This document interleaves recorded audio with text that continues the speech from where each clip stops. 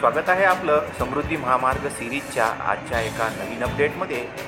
या अपडेटमध्ये आपण पुणे ते कारंजा हा प्रवास एन्जॉय करणार आहे आणि या अपडेटमध्ये आपण आता औरंगाबाद ते जालना या रस्त्यावर असणाऱ्या बदनापूर या गावाजवळ थांबलेलो आहे। पुण्याच्या दिशेने कारंजाकडे जाताना बसने या ठिकाणी स्टॉप घेतलेला आहे। आपल्या या सिरीजमध्ये आपण समृद्धी महामार्गाचे कन्स्ट्रक्शन चालू असतानाचे व्हिडिओ बघितले असतील। जर ते नसतील बघितले तर त्याची लिंक आपल्याला दिली जाईल, त्यामध्ये जाऊन आपण ते चेकआउट करू शकता।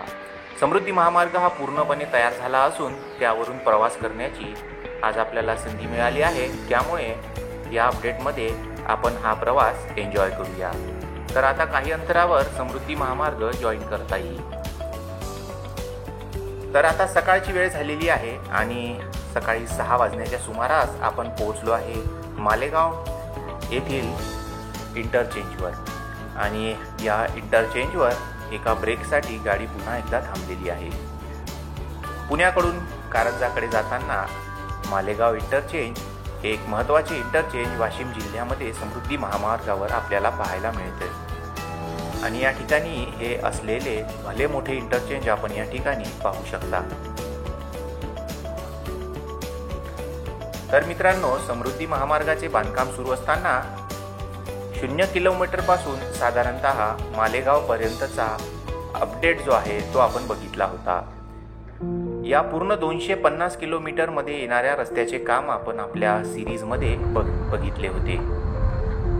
तर या ठिकाणी आपण पाहू शकता की बस आता पुढच्या प्रवासाला निघालेली आहे आणि या ठिकाणचा अपडेट देण्यामागचे कारण म्हणजे या ठिकाणचे जे पॅकेज नंबर होते, पॅकेज 5 किंवा 6, यामध्ये फार मोठ्या प्रमाणावर असमतल जमीन होती, त्यामुळे या ठिकाणचे काम व्हायला फार उशीर लागला होता। 0 किलोमीटर ते कारंजा लाड इंटरचेंज पर्यंतचे काम हे लवकर पूर्ण झाले, परंतु त्यापुढील जे काम होते ते तयार होण्यासाठी साधारणतः 1 वर्ष जास्त लागले, कारण या ठिकाणची जमीन असमतल असल्यामुळे या ठिकाणी कन्स्ट्रक्शन करायला फार वेळ लागला होता आणि हे आपण त्यावेळेला घेतलेल्या अपडेटमध्ये आपण नक्की बघितले असेल।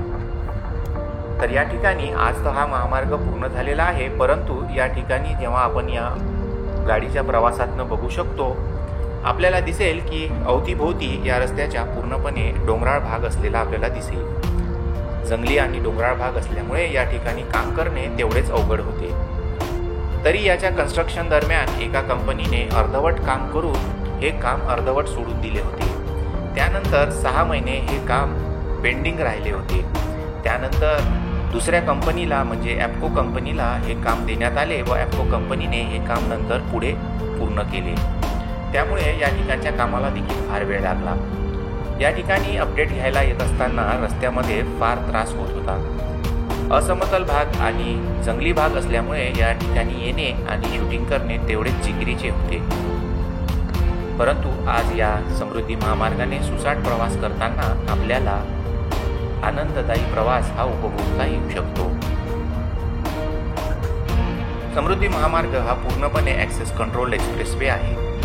ॲक्सेस कंट्रोल म्हणजे या ठिकाणी मोजक्या जागेवरून प्रवेश व मोजक्या जागेवरून समृद्धी महामार्गाच्या बाहेर आपल्याला एक्झिट घेता येते। समोर आपल्याला दिसत असल्याप्रमाणे खाली खोल दरी आहे, तर त्यावरून हा समृद्धी महामार्ग जातो आहे।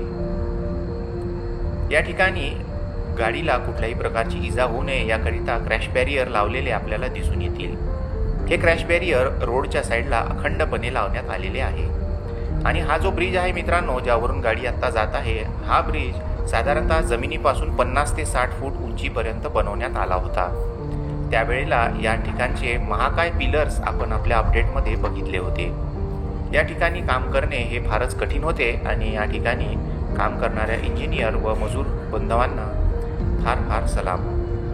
या ठिकाणावरून आपल्याला हा खोलगट भाग पूर्णपणे दिसून येतो। अशाच प्रकारचे 2 ते 3 ब्रिज या ठिकाणी असणार आहेत आणि या ठिकाणचेच काम हे सर्व काळ लांबले होते। त्यानंतर हा पॅकेज पूर्ण झाल्यानंतर नागपूर ते मुंबईकडची अप लाईन ही चालू झाली होती, तर डाऊन लाईन ही तेव्हापासून 3 महिन्यानंतर सुरू करण्यात आली, कारण डाऊन लाईनवरचे जे पिलर्स आहे, जे ब्रिज आहे ते तयार व्हायचे त्यावेळेला बाकी होते। तर आजच्या आजच्या या अपडेटमध्ये आपण पाहू शकाल की आता या प्रवास करताना या महामार्गावरून सुसाटपणे गाडी वेगाने जाते. बसमध्ये असल्यामुळे हे जाणवत जरी नसले तरी गाडी या ठिकाणावरून साधारणतः 80 ते 90 किलोमीटर पर आवर या स्पीडने जात आहे.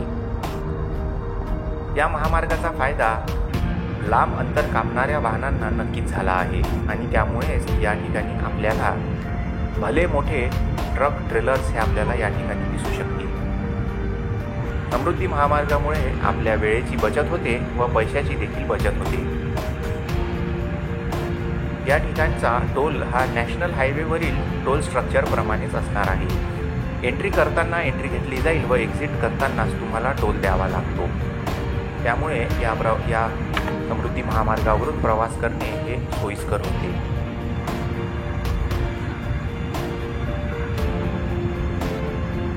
समृद्धी महामार्गाचे काम हे अंतिम टप्प्यात आले असून 701 किलोमीटर लांबीपैकी साधारणतः 625 किलोमीटर लांबीचा हा मार्ग तयार झाला असून उरलेला 75 किलोमीटरचा जो मार्ग आहे हा येत्या 2 ते 3 महिन्यामध्ये पूर्ण करण्यात येण्याचा दावा MSRDCने केला आहे.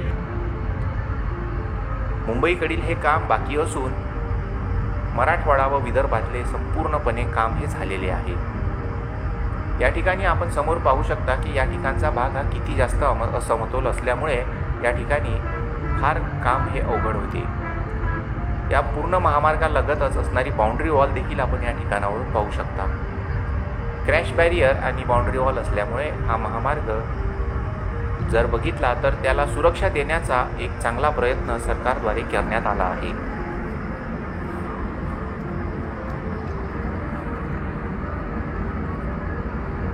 रस्त्याच्या दोन्ही साईडला आपल्याला क्रॅश बॅरियर आणि कंपाऊंड वॉल हे दिसत असेल. जमिनीपासून म्हणजेच रस्त्यापासून जमिनीचा भाग काही ठिकाणी वर तर काही ठिकाणी खाली असल्याचे आपल्याला दिसून येते. त्यामुळे या ठिकाणी लेवल मॅच करून रोड निर्माण करणे हे तेवढेच कठीण कार्य या ठिकाणी सर्व कंपन्यांनी केल्याचे आपल्याला दिसून येईल. विरंगुळा नसल्यामुळे या ठिकाणी मध्ये मध्ये पुलाला पेंटिंग करण्यात आल्याचे आपल्याला दिसून येईल. त्या ठिकाणी फार सुंदर असे छायाचित्र काढण्यात आले आहे. संमोहनामुळे या ठिकाणी या महामार्गावर बरेच अपघात घडले. त्यामध्ये अनेकांचा बळी देखील गेला. परंतु यांना मानवी चुकांमध्ये मोजता येऊ शकते. त्यामुळे या ठिकाणी गाडी ड्राईव्ह करत असताना चाकामध्ये हवेचे प्रमाण हे नियंत्रित असावे. ओव्हर स्पीडिंग करू नये व 1-2 तासांनी ब्रेक जरूर घ्यावा, जेणेकरून हा जो प्रवास आहे हा सुखकर होईल व आपल्याला झोप येण्याची शक्यता कमी होईल. त्यामुळे अपघाताचे प्रमाण निश्चितपणे नियंत्रणात राहतील. समोर आपल्याला दिसू शकेल की या ठिकाणी रोडला समतल हा भाग आलेला आहे व या ठिकाणी काहीतरी कन्स्ट्रक्शन चालू असल्याचे आपल्याला दिसून येईल. या समृद्धी महामार्गालगतच नव्याने पावसाळ्यामुळे प्लॅन्टेशन केल्याचे देखील आम्हाला या बसमधून दिसत आहे. समोर हा मार्ग कारंजा लाड नंतर वर्धा व शेवटी नागपूरकडे जातो. तर आजच्या या भागामध्ये आपण कारंजा लाडपर्यंतचा प्रवास करणार आहे. या ठिकाणी कारसाठी स्पीड 120, बससाठी 100 तर हेवी व्हेकलसाठी 80 ही स्पीड देण्यात आली आहे. 2 व्हीलर्स आणि 3 व्हीलर्स या रस्त्यावर अलाउड केलेले नाहीत.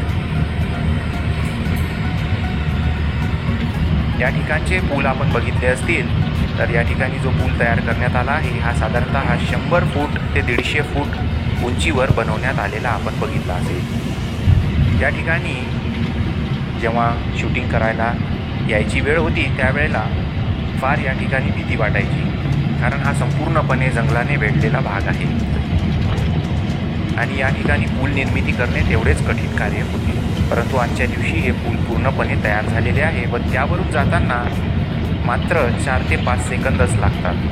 परंतु ते बनण्याकरिता साधारणतः 4 वर्षांचा कालावधी या ठिकाणी गेलेला आहे.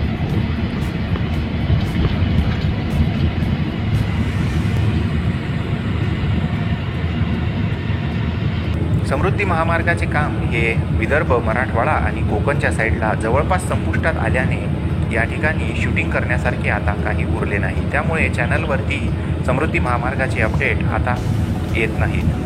परंतु आज प्रवासाच्या निमित्ताने पुन्हा एकदा अपडेट देण्याची आपणाला संधी मिळाली. त्यामुळे आपल्या व्ह्युअर्सला समृद्धी महामार्गाचा हा एक व्हिडिओ देण्यात येतो आहे.